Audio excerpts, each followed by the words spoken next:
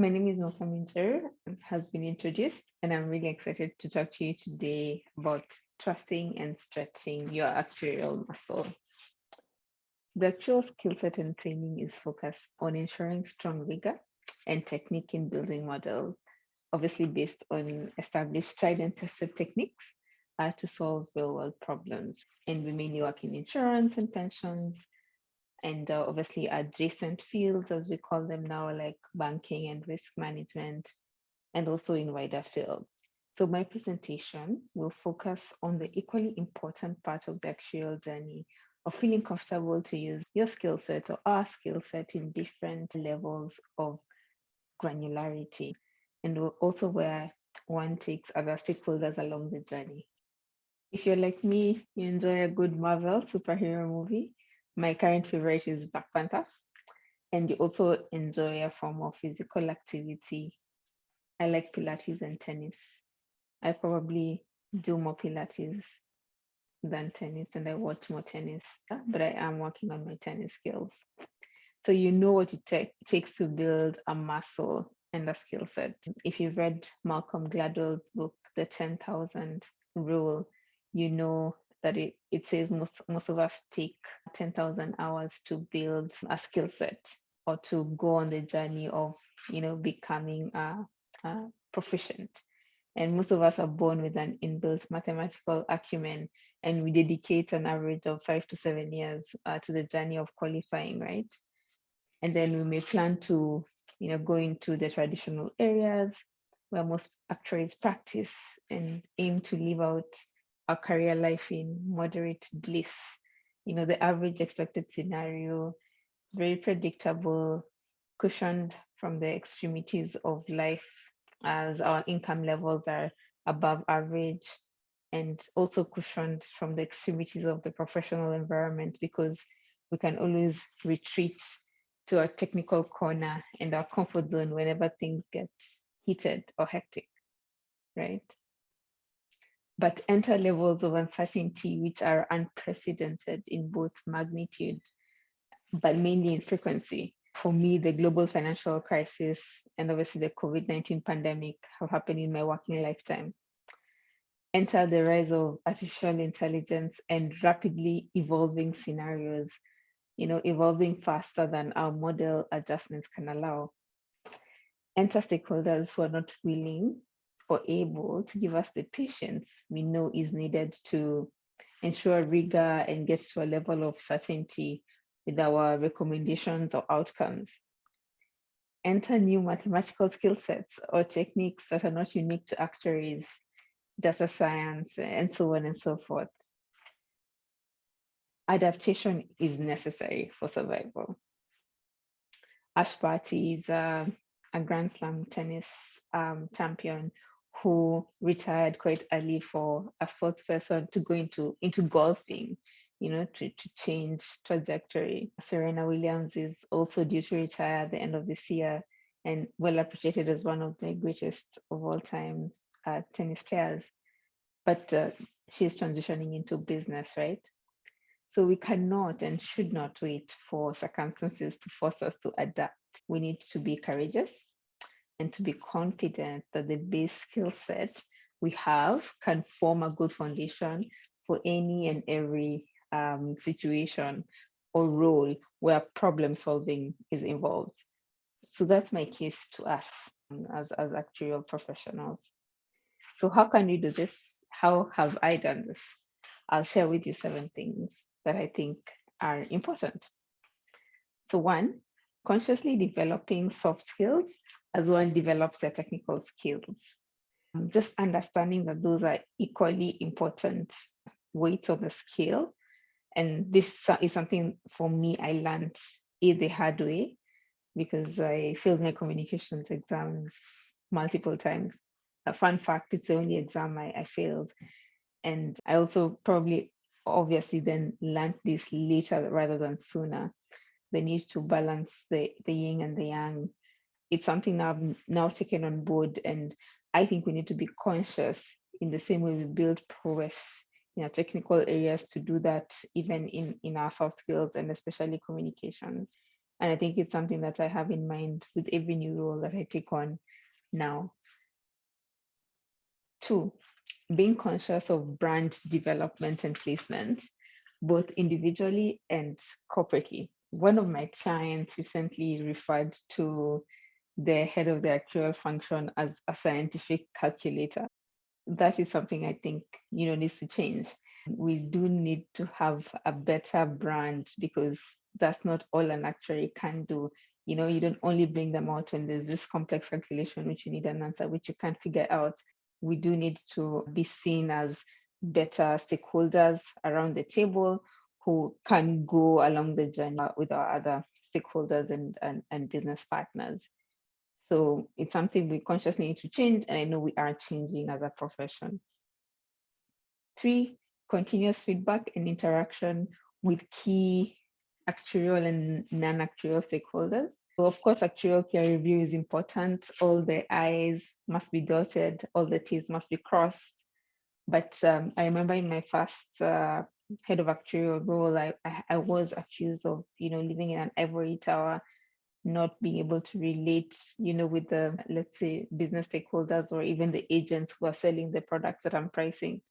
I have heard a lot of references to arrogance amongst actuaries, because you can obviously figure out very complex concepts and we have mathematical acumen, but that doesn't equal an all-round IQ and EQ. We actually need to consciously seek for this feedback, and I think it's something that has really grown me as an individual and even as an actuary, right? Just being able to actually take in that feedback from other stakeholders and to accept it as, it's possible that you have a blind spot, because there are always parts of us that we can't see that others can see, right? Number 4, not hiding behind the numbers and the formulae. So this is something that I think it's actually quite prevalent with a lot of technical stakeholders. So for instance, even IT professionals, I see at times where, when uncomfortable, it's very easy to retreat to the jargon, to just go to the complex area where the other people in the room can't understand. They say if you can't explain something simply enough, you don't understand it well enough. So just choosing not to retreat, because interacting on a level playing field with other stakeholders is what grows us. So just not being brave enough to not hide behind the numbers. 5, interest and exposure to other areas and fields. When I was studying my AXI degree at the University of Nairobi, my dad is entrepreneurial and he runs 1 or 2 businesses. And I think he was suggesting that, I sort of go and help out in his customs import business. And in my, deep in my actuarial calculations and studies, I just could not bring out my head up for air enough to even think that I could, be in that environment that was so different from what I thought I was studying for. I think I have learned that, having interest and exposure to other areas is a benefit and a plus. But I'm glad that, since that experience in university, I have had a lot of other chances to, to be exposed. For me, living in a couple of different countries or areas has helped me to understand that there's not only one way to skin a cat, although I do not believe cats should be skinned. But just seeing different regulatory environments, seeing different setups of insurance structures, seeing different cultures, and just understanding or appreciating that things can be different and they are different. Number 6 is mentorship and coaching. Same but different. So we all have blind spots, as I've mentioned before. And I think for me, I've really been privileged to have and find mentors and coaches who are kind enough to shine their light and share it, and to also allow and encourage me to shine mine, and now to be able to do the same for other people. That mentorship and coaching and leadership coaching now, especially as a lot of us grow into leadership positions, just being able to learn. And I would also actually recommend someone who is not in the actual profession to also be part of your mentors and coaches. Then number 7 is to keep learning. Luckily, I believe in a profession that encourages lifelong learning. So I know this is not a problem for us, but just to keep that mindset, right? So for me, I'm lucky that circumstances have forced me to stretch my actuarial muscle, from getting my first corporate role in an audit firm where I had to do audit training for 40 days. I had to work on mergers and acquisitions and receiverships. So, one of my first jobs was to manage like a failed construction company. And I think to do that before going into a full actuarial role, as people call it, in reserving, really set me up to be able to stretch or use my skills differently. Having to, for example, work in non-life, which is my first actual role was in non-life, but I had only studied life and investments in my specialist exams. So just really having to be thrown in situations that would, force me to actually use what I've learned in different areas. And even in that environment, having to sit my life specialist exam or life application exam, I beg your pardon, whilst working in non-life. So really having to interact with the life team, even if they weren't my team, and getting to a point of actually being able to sit the exam and pass it. Experiencing the global financial crisis less than 2 years into moving into a new country, and seeing senior experienced financial services professionals, lose their jobs or just be in precarious situations.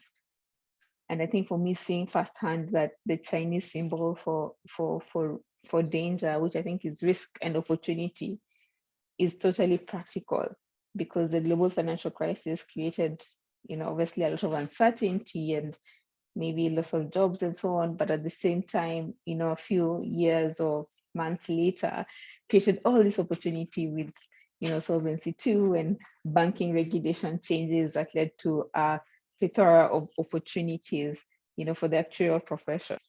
So for me, also sitting ST9, my CIRA as an additional exam in an environment with study support, and being able to pass it on my first try, and just realizing how much the inequality of resources impact individual outcomes, for example. And that's why I'm very passionate about the Actuarial Academy of East Africa, which seeks to solve some of these problems or challenges in the East African region. So at the end of this year, I'll be a decade post-qualification, and I can say that I enjoy being an actuary because of what I've been able to do with the actuarial skill set. And if I had stayed in my, reserving role, I would probably maybe not still be in the profession. I was recently part of a group formed by some experienced actuaries in the IFOA called Project New Horizon. We have a LinkedIn page, you can go and look it up. But it's just looking at the need to transform the profession and ourselves, even as we, currently try to service business as usual. The approach was a 3-horizon approach, where we look at the horizon 3, which is the expected or the wanted ideal outcome. So it's, thinking out of the box, thinking about transformative regeneration, and just having what we want as the end goal in mind. But then looking at our current reality, which is horizon 1, we still need to manage and deliver on our present needs and so on. And then we then look at horizon 2, which is this innovative entrepreneurial horizon, where we focus on being able to create patterns that can move us faster towards horizon 3, because we know horizon 1 is not sustainable. So just, as we look into this bold future that we know we want, that's why we're in this conference, right? I really like this is so well timed and themed. So as we go forward into, a brave new future, which I'm really privileged to be part of, I think we are well set up to forge ahead, and we can embrace innovation.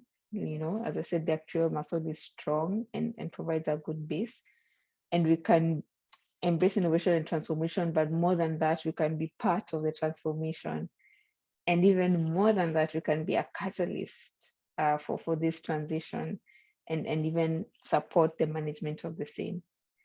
So yeah, thank you for your time, and here's to the stretch.